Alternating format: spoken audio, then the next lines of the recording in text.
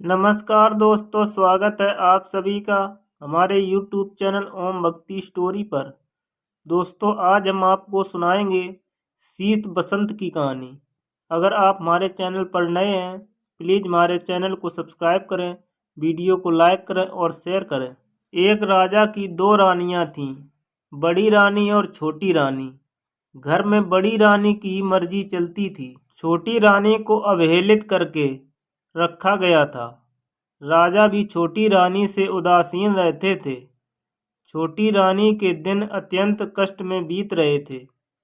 छोटी रानी के दो पुत्र थे, शीत और बसंत। राजा अपने दोनों बेटों का भी ख्याल नहीं रखते थे। दोनों को ना तो अच्छा भोजन मिलता था, ना अच्छे वस्त्र। बड़ी माँ की जली कटी बातें भी उन्हें सुननी पड़ती थीं। छोटी रानी सब देखती एवं सहती थी, पर बड़ी रानी को इससे भी संतोष नहीं था। वह हमेशा छोटी रानी को नीचा दिखाने की चेष्टा करती रहती थी। एक दिन दोनों रानियां नदी में स्नान करने गईं। बड़ी रानी ने छोटी रानी को अत्यंत प्यार से कहा, आओ तुम्हारे माथे पर साबुन लगा दूं। साबुन लगाते लगाते उसने चुपके से एक दवा की टिकिया उसके माथे पर घिस दी। दुखियारी छोटी रानी देखते ही देखते एक तोता बनकर टींटी करती हुई उड़ गई। घर आकर बड़ी रानी ने कहा, छोटी रानी तो नदी में डूब गई। राजा ने सहज ही विश्वास कर लिया, मानो राजभवन की लक्ष्मी चली गई। राजभवन में अंधकार फैल गया। छोटी रानी के दोनों पुत्र शीत और बसंत के दुख की कोई सीमा न रही। उधर तोता बनी छोटी रानी उड़ती उड़ती एक राजा के राजभवन में जा बैठी। राजा ने कहा, सोने का तोता। राजा की बसंत लता नामक एक सुंदर बेटी थी। वह बोली, पिताजी, मैं उस सोने के तोते को लूंगी। राजा के आदेश से उस तोते को पकड़ लिया गया और एक पिंजरे में बंद कर दिया गया। दिन बीतने लगे।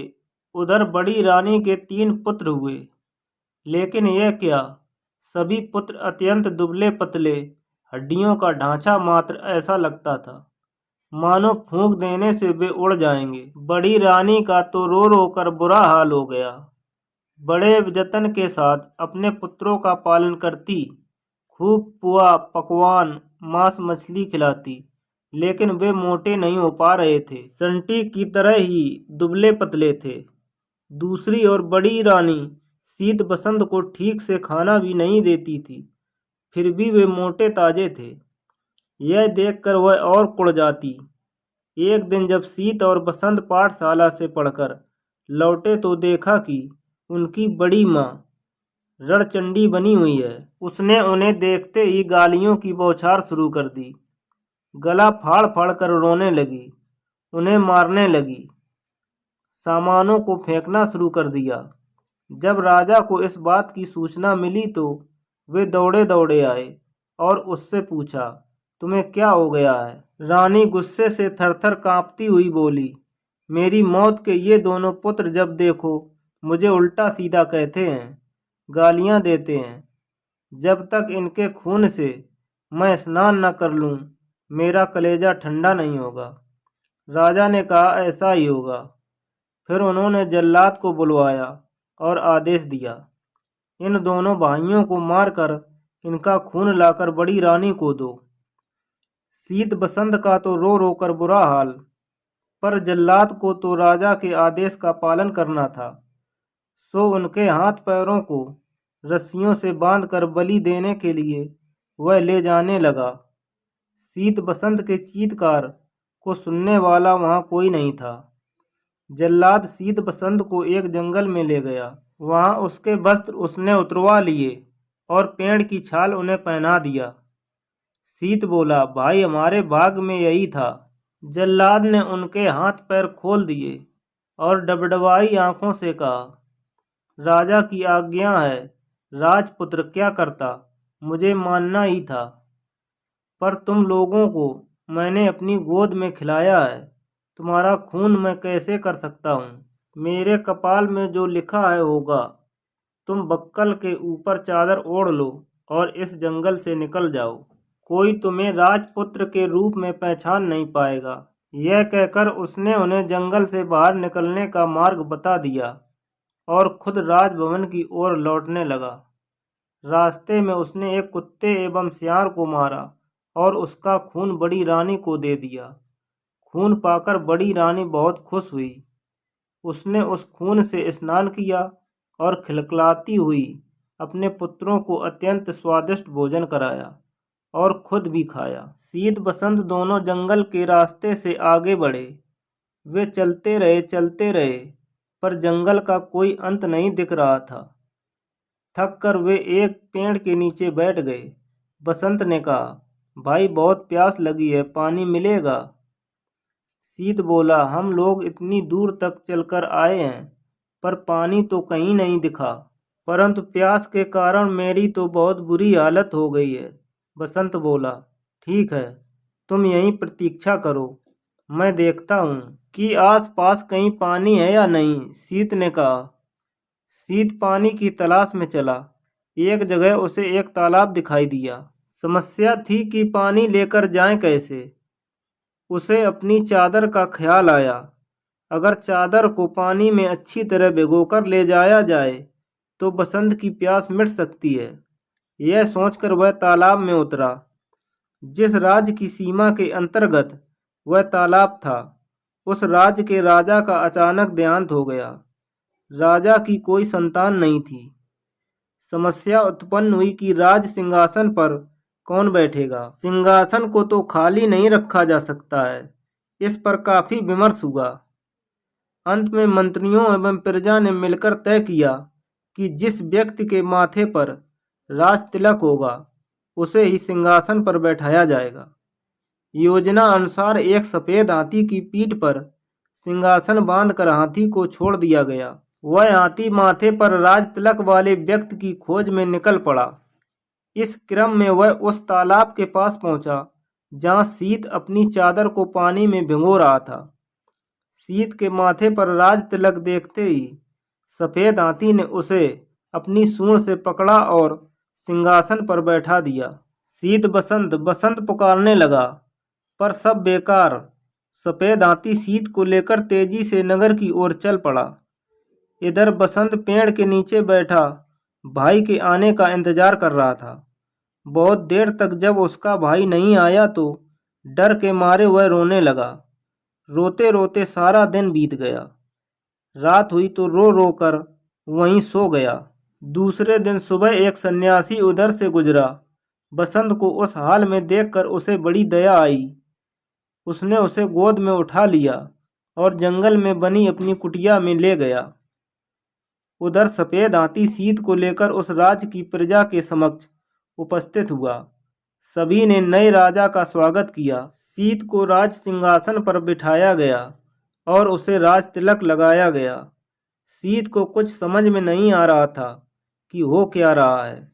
उसे रह रहकर अपने भाई बसंत की बहुत याद आ रही थी।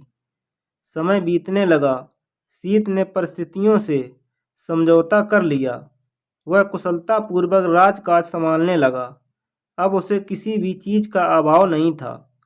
उधर बसंत जंगल में सन्यासी की कुटिया में अपने दिन बिता रहा था। वह रोज हवन के लिए जंगल से लकड़ियां चुनकर लाता, पूजा के लिए फूल तोड़ कर लाता और जंगल के कंद मूल खाकर अपना पेट भरता था। कभी कभी वह सन्यासी के पास बैठकर शास्त्रों एवं वेदों का ज्ञान भी प्राप्त करता। शीत और बसंत के पिता पर दैवी आपदा आई। उनका सारा राज्य नष्ट हो गया। राजा सब कुछ छोड़ छाड़ कर अज्ञातवास को चले गए। बड़ी रानी की दशा भी अत्यंत दयनीय हो गई थी। भिक्षा मांगकर जीवन निर्वाह करने की नौबत आ गई। परंतु उसके फटे चिथड़े गंदे कपड़ों को देखकर लोग भी उसे दुत्कार देते। एक दिन दुखी होकर बड़ी रानी अपने तीनों पुत्रों के साथ समुद्र के किनारे खड़ी थी। अचानक समुद्र की लहरों में तीनों पुत्र बह गए। रानी ने अपने पुत्रों को बचाने की बहुत कोशिश की, पर सब बेकार। दुखी होकर वह भी समुद्र में कूद पड़ी। उधर राजा की बेटी बसंत लता अब बड़ी हो गई थी। अपनी रूपवती कन्या के लिए राजा योग्य वर की तलाश कर रहे थे, पर वैसा वर उन्हें मिल नहीं रहा था। तब रानी से परामर्श कर उन्होंने स्वयंवर का आयोजन किया। स्वयंवर सभा में अनेक राज्यों के राजपुत्र उपस्थित हुए।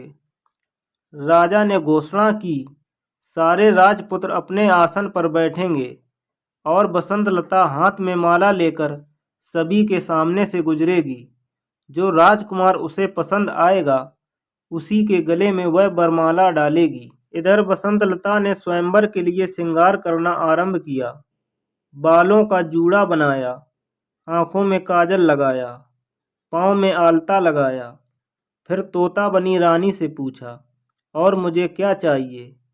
तोते ने कहा, मैं अगर तुम्हारी जगह होती तो पाँव में सोने की पायल पहनती, इससे रुनझुन की बहुत मधुर आवाज़ आती है। बसंतलता ने सोने की पायल पहन ली। फिर पूछा, बोलो और क्या चाहिए मुझे? तोते ने कहा, अगर मैं तुम्हारी जगह होती तो सोने की जरी वाली साड़ी पहनती। तोते की बात सुनकर बसंतलता ने सोने की जरी वाली साड़ी पहनी। फिर तोते ने कहा, अब तुम हीरे का हार पहन लो, बहुत सुंदर लगोगी। बसंतलता ने हीरे का हार पहन लिया। फिर पूछा, अब तोते ने कहा, नाक में मोती की लौंग, कानों में जड़ाऊ कर्णफूल और मांग में हीरे का टीका पहनने से ही रानी का श्रृंगार पूरा होता है। बसंतलता ने सारी चीजें पहन लीं। तब तोते ने कहा, सब तो हुआ, पर गजमुक्ता ना होने से श्रृंगार तो पूरा होगा ही नहीं। तुम्हारे पास तो गजमुक्ता है ही नहीं। अगर स्वयंवर में आए हुए राजकुमारों में से कोई गजमुक्ता ला दे तो समझना वही तुम्हारा योग वर है। यह सुनकर बसंतलता ने सारे राज श्रृंगार उतार दिए और घोषणा करवा दी कि जो राजकुमार उसके लिए गजमुक्ता लाएगा उसी से वह विवाह करेगी। घोषणा सुनते ही सारे राजकुमार गजमुक्ता की खोज में निकल पड़े।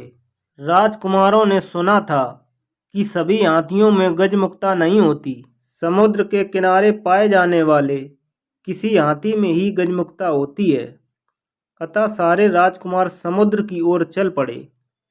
समुद्र के किनारे पहुंचने से पहले ही हाथियों के एक झुंड ने उन पर धावा बोल दिया, जिस कारण अनेक राजपुत्रों के हाथ पैर टूट गए, अनेक घायल हो गए और इस तरह सब हताश निराश होकर वापस लौट गए।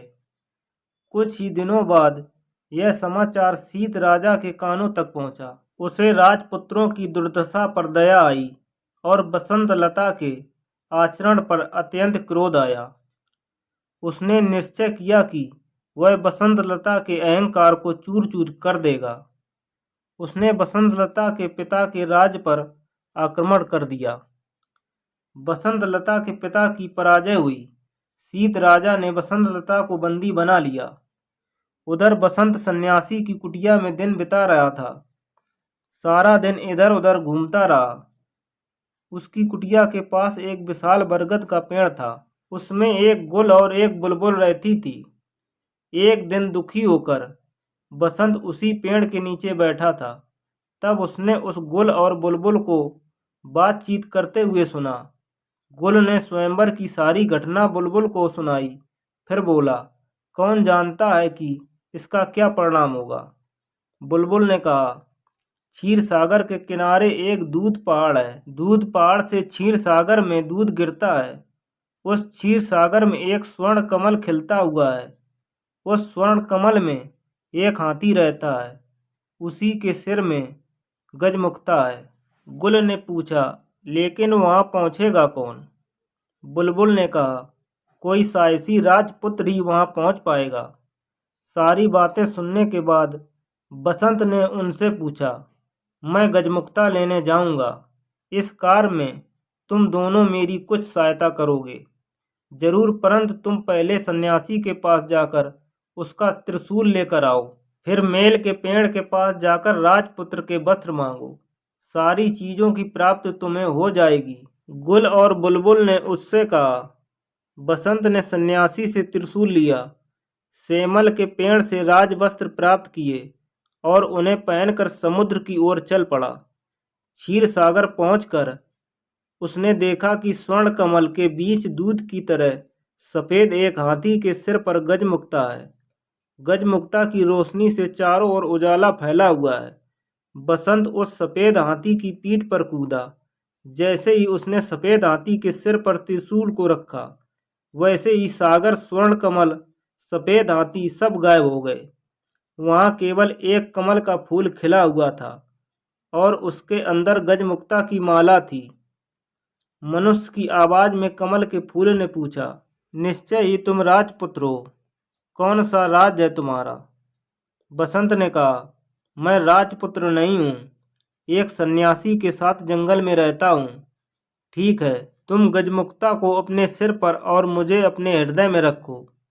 बसंत लता के साथ तुम्हारा ही विवाह होगा और तुम्हारा जीवन सुख से बीतेगा।